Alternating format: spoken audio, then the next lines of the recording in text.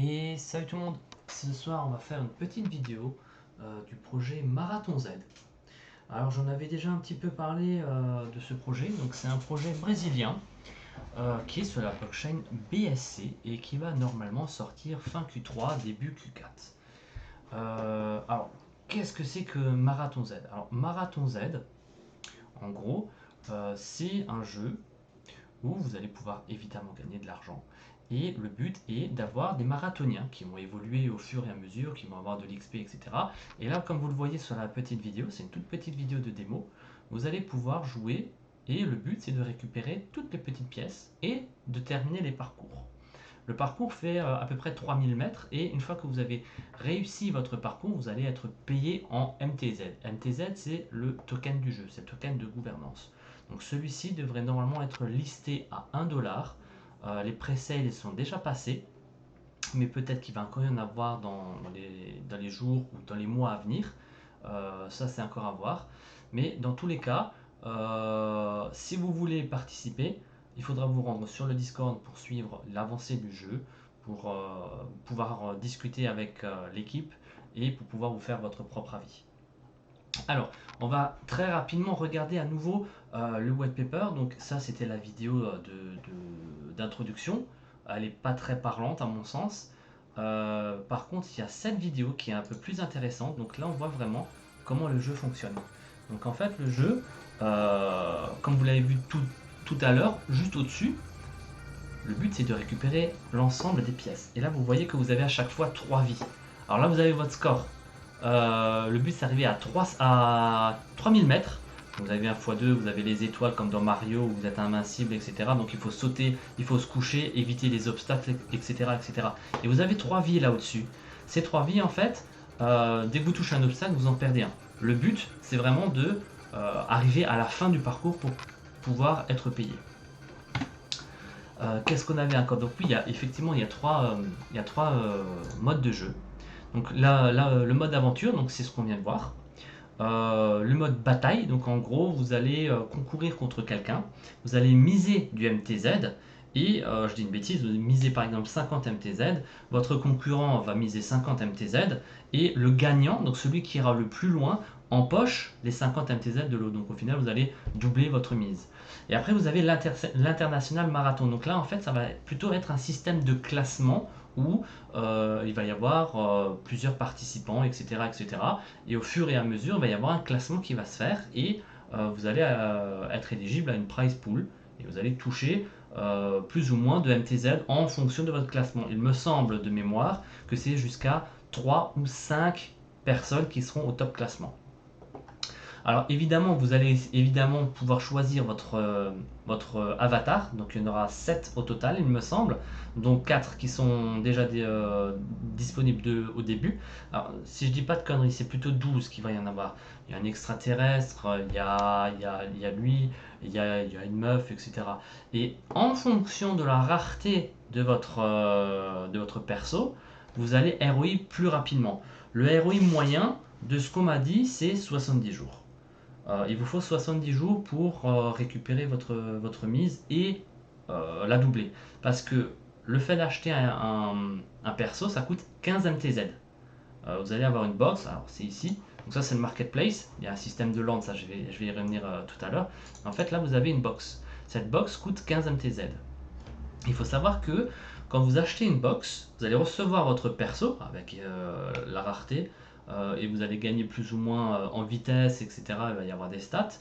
Et vous ne pouvez gagner que jusqu'à 30 MTZ au maximum pour le personnage. Après, il faudra le reboot. Le reboot, c'est pas encore défini comment est-ce que ça va être fait, mais alors à ce moment-là, vous pourrez l'utiliser en mode bataille, mais en mode aventure, il sera plus utilisable. Donc il faudra obligatoirement racheter un perso pour pouvoir jouer derrière.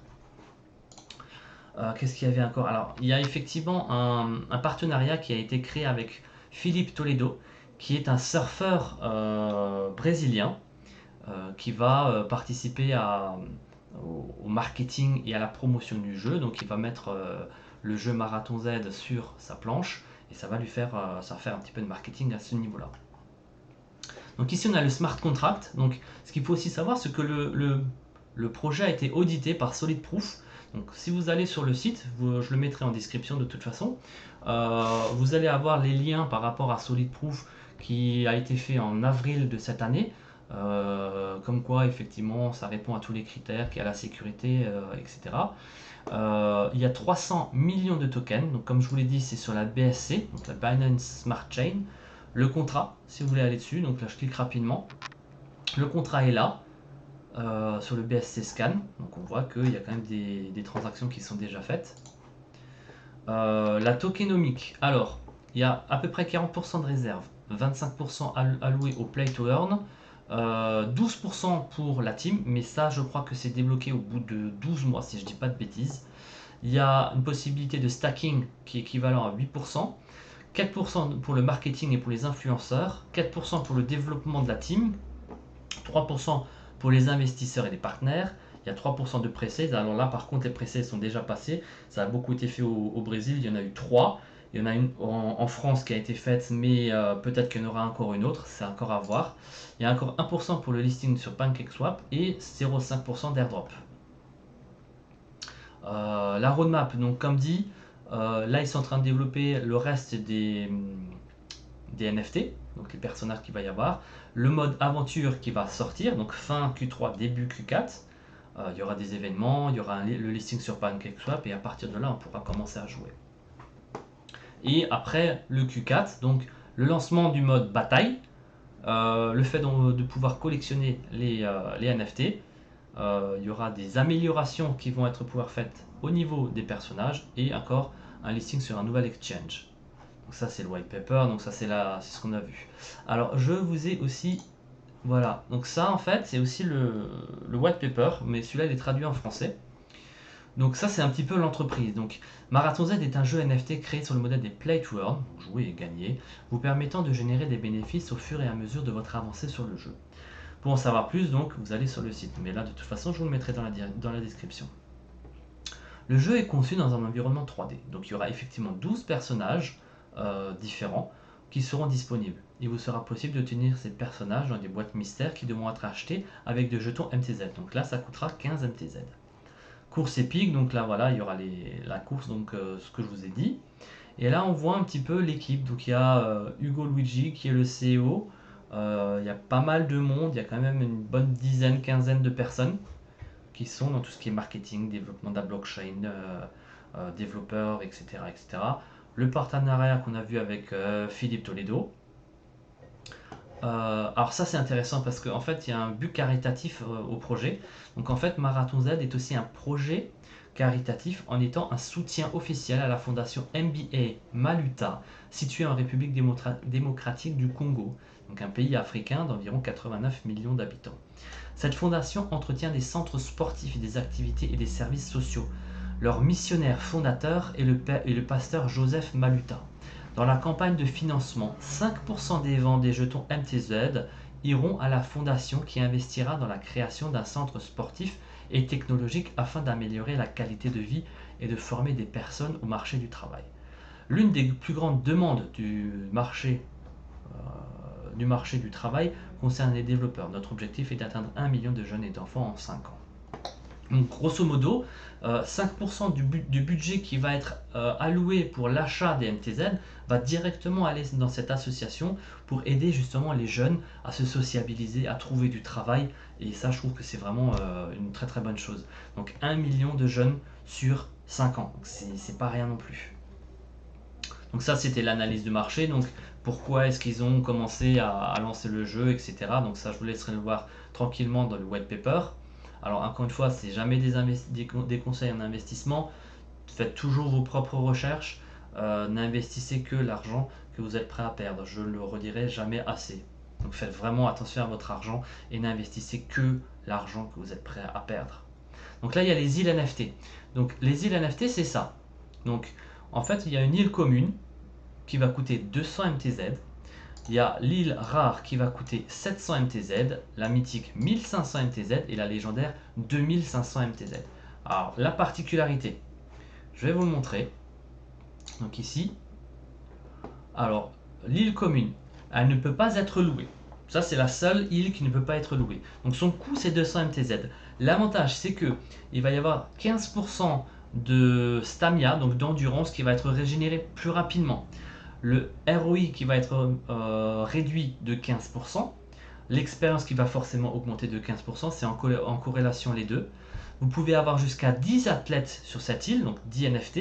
Le turbo, ça reste à définir et il y a un total de 2000 unités qui sont vendables. Donc au total, il y a, il me semble, 5000 NFT, donc 5000 îles qui vont être vendues. Au niveau de la rare, c'est à peu près la même chose, sauf qu'on passe à 25% au niveau de la stamina, 25% de ROI plus rapide, donc forcément 25% d'XP en plus. Vous pouvez aller jusqu'à 15 athlètes et il y a seulement 1500 islands de dispo. La mythique, donc ça c'est un prix de 1500, donc on passe à 35% de stamina en plus, 35% de ROI plus rapide et jusqu'à 20 athlètes. Et là il n'y en a que 1000. Et pour terminer, on a l'île légendaire. Donc celle-là, ça va jusqu'à 25 athlètes, 50% de recovery et de ROI plus rapide. Donc c'est quand même un gros investissement. Donc sachez que le MTZ est normalement listé à 1 $. Donc forcément il va fluctuer. Lors du lancement, il va être tout de suite tradable, comme on dit. Donc forcément il va fluctuer. Il y aura quand même une régulation qui va se faire. Donc il y aura du burn, etc. etc. Donc avec les gas fees, il y aura également avec les réparations, etc., etc. Alors par contre, ce qui est un petit peu dommage dans ce système-là, c'est que ce qui est bien et ce qui est dommage. Donc en fait, pour les holders, vous allez acheter une île. Cette île va doubler de volume pendant 2 ans. C'est-à-dire que si par exemple vous prenez une île commune à 200 MTZ, si vous la gardez 1 an, elle vaudra 400 MTZ. Si vous la gardez 2 ans, elle vaudra 600 MTZ. Le problème, c'est que toute la supply, donc les 5000 îles, doivent être vendues. Et vous ne pouvez pas décider du prix de vente. C'est-à-dire que si vous achetez votre île à 200 MTZ, vous êtes obligé de la vendre à 200 MTZ. Donc, si vous la gardez 1 an, vous serez obligé de la vendre à 400. Si vous la gardez 2 ans, vous serez obligé de la vendre à 600. Moi, personnellement, il n'y a pas d'intérêt. Parce que toute la supply doit être vendue.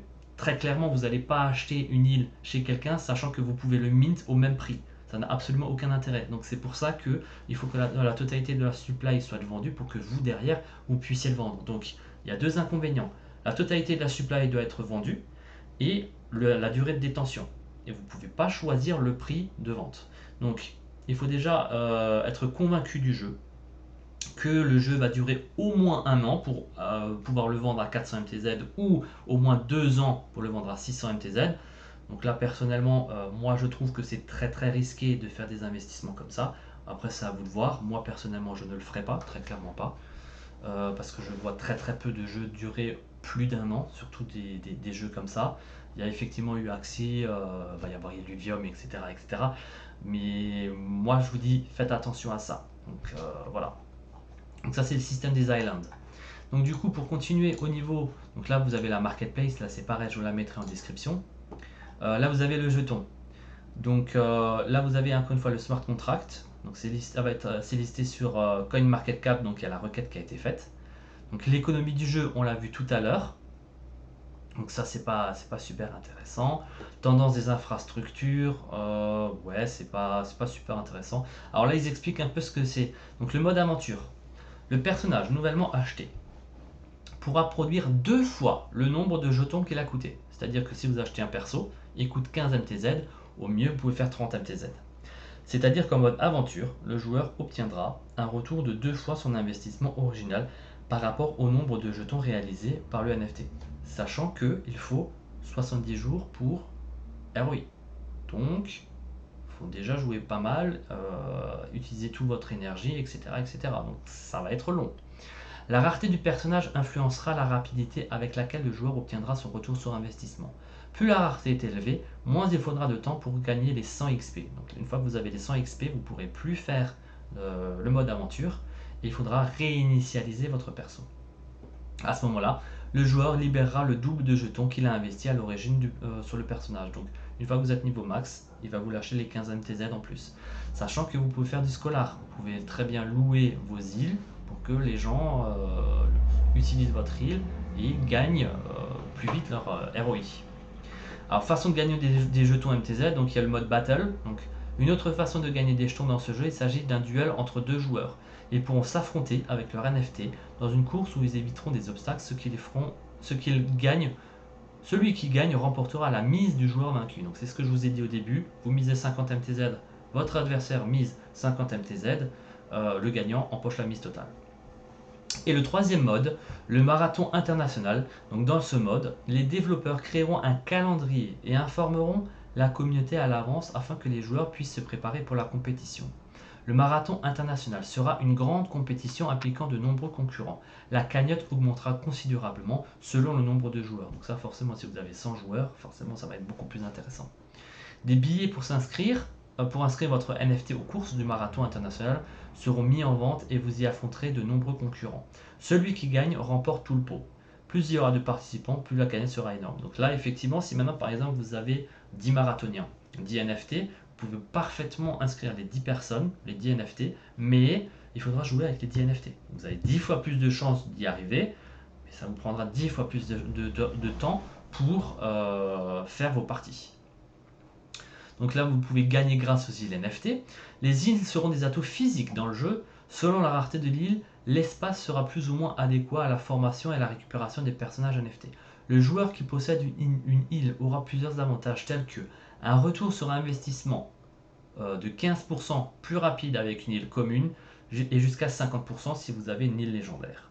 Un personnage NFT commun pour gagner 15% d'expérience supplémentaire jusqu'à 50% d'expérience supplémentaire pour le personnage légendaire. Donc en gros, si vous avez une île légendaire et un perso légendaire, ça va ultra vite. Mais pour avoir du légendaire, il faut déjà y aller. L'espace d'entraînement varie selon la rareté. Donc 10 personnages pour une île commune et 25 pour une île légendaire. Turbo Boost, minimal de 5% sur une île commune jusqu'à 20% sur une île légendaire. Par contre, ça ne sait pas ce que c'est. Le Turbo Boost, je ne sais pas. En plus d'avoir la capacité d'accélérer un retour sur investissement des personnages NFT, les îles auront d'autres caractéristiques qui les améliorent au fil du temps. Ça par contre, ça je ne suis pas au courant. Les îles sont rares avec seulement un total de 2000 communes et jusqu'à 500 légendaires, les plus rares. Elles peuvent produire des revenus passifs pour les propriétaires. Ok. Donc en gros, ça peut être loué à d'autres personnes. C'est ce que je vous ai expliqué tout à l'heure. En deuxième année, l'île ne pourra être vendue en dessous de son prix apprécié, ce qui valorisera l'investissement sur le long terme. Donc ça, c'est ce que je vous ai expliqué au début. Vous achetez une île, 200 MTZ, l'année suivante, elle vaudra 400, l'année suivante, elle vaudra 600. Et encore une fois, tant que toute la supply n'est pas vendue, donc il faut au minimum 5000 personnes qui investissent dans le jeu, pour pouvoir derrière vendre votre île. Donc, moi, à mon sens, comme je vous l'ai dit, c'est un pari risqué. Après, vous faites ce que vous voulez. Et il y a aussi un autre projet qui s'appelle Planet Z. Donc là, en fait, ce qu'ils essayent de faire, c'est créer un métaverse où vous allez avoir la possibilité de développer vos propres jeux avec la monnaie actuelle du MTZ pour développer justement vos propres jeux, pour avoir une base, pour avoir une école de formation, pour que vous puissiez vous-même tout créer de A à Z, votre propre jeu, et derrière vous faire de l'argent. C'est le but. Donc là, on avait la roadmap, donc ça, comme je vous ai dit, la sortie du jeu fin Q3, début Q4. Donc là, la pré-vente, ça a déjà été fait. Donc voilà, donc grosso modo, voilà le jeu. Donc c'est un projet brésilien sur la blockchain BSC. Vous avez vu le smart contract. Je vous ai un petit peu tout montré. Donc pour conclure par rapport à ce projet, il est fun à jouer. Là, je dis pas, je me suis un petit peu pris au jeu, j'avais envie de faire plusieurs parties, c'est assez entraînant. Bouger un petit peu le perso, éviter les persos, éviter les obstacles, pardon. Dans un premier temps, c'est sur PC. C'est prévu de le faire sur smartphone. Pour quand, je ne sais pas. Mais c'est addictif. Par contre, l'investissement dans les landes, moi je vous le dis encore une fois, attention, moi je pense que c'est pas viable. L'achat des persos, 15 MTZ, c'est quand même 15 balles. C'est abordable, le prix est abordable, mais il y a pas mal de jeux, ça prend pas mal de temps pour jouer. Donc si vous avez vraiment pas d'autres jeux sur lesquels vous avez envie de vous investir, ça vous passez un petit peu de temps, vous faites vos parties. Au bout de à peu près 70 jours, c'est quand même 2 mois, hein, c'est pas rien. Au bout de 2 mois, vous allez ROI. Alors encore une fois, en fonction des îles, si vous avez une île, ça va aller plus vite. Si vous avez un personnage épique ou légendaire, ça va encore une fois plus vite. Mais de base, si vous avez que un commun, c'est 70 jours. Donc c'est quand même un gros investissement. Donc voilà.